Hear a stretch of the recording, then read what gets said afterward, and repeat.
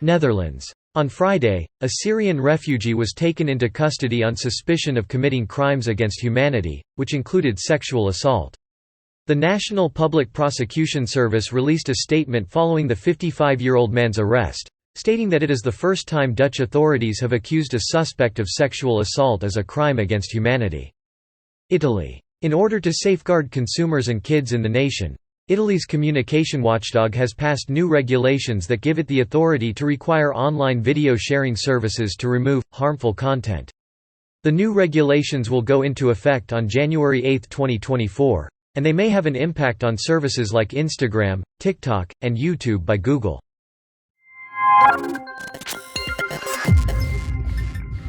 Atlanta. A 26-year-old woman has been taken into custody by Atlanta police on charges of attempting to set fire to the Martin Luther King Jr.'s birthplace in Atlanta. New Jersey. At Newark Beth Israel Hospital in Newark, New Jersey, a woman has been detained and charged in connection with the stabbing attack that left 2 nurses and a medical resident with cuts after they were attacked on Friday inside the pediatric intensive care unit.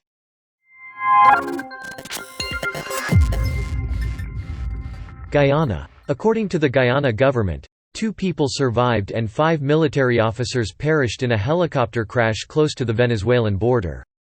During inclement weather on Wednesday, the military chopper that was hauling officers doing a routine check of the troops in the forested area vanished some 30 miles, 48 kilometers, east of the Venezuelan border.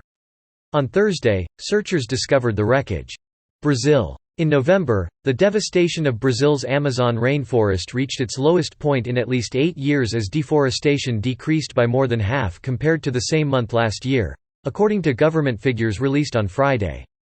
201.1 square kilometers, 77.65 square miles, of the world's largest rainforest were destroyed last month, down 63.7% from November 2022, according to preliminary satellite data from the Space Research Agency.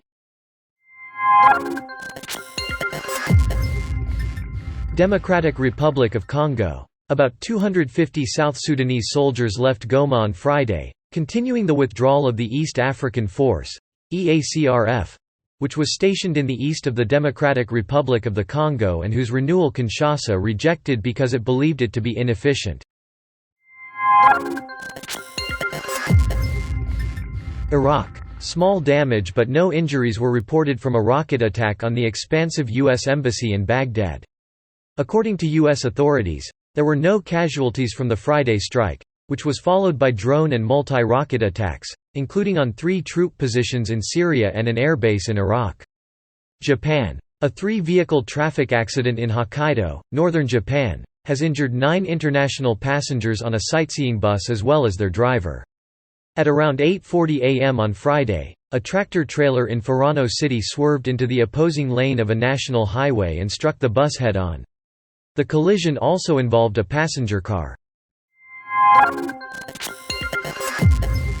New Zealand. Soon, parcels and messages will be transported throughout New Zealand by electric aircraft as the sparsely populated nation begins a new age of propulsion, in an effort to reduce its dependency on aviation and reduce carbon emissions.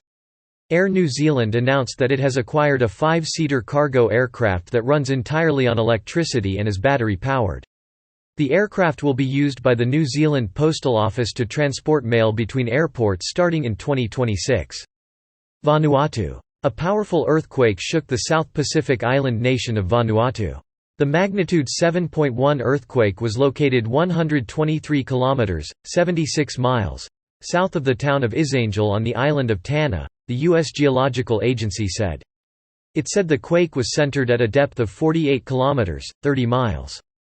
Australia. Australia has agreed to purchase 129 Redback infantry fighting vehicles from South Korea's Hanwha Aerospace by 2028 for a total of 3.16 trillion won, $2.4 billion.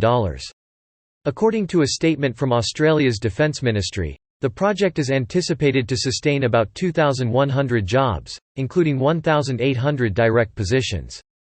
Papua New Guinea. An implementation agreement on carbon credits collaboration was signed by Singapore and Papua New Guinea on Friday, December 8, assisting both nations in achieving their climate goals.